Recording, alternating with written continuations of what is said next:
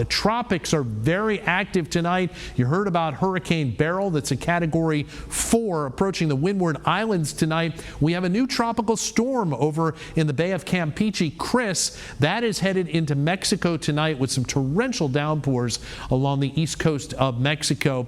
We come in a little bit tighter with Beryl. By the way, there's a wave behind it that may be the next system.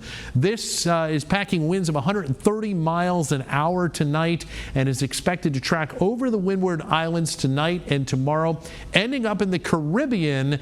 It is going to run into a little bit of wind shear, so it is expected to weaken a bit, but notice still a powerful storm as it bypasses or actually passes near or over Jamaica here on Wednesday, heads towards the Yucatan Peninsula by the end of the week. We'll keep you posted on the latest details on Beryl, a very early season strong storm in the Caribbean.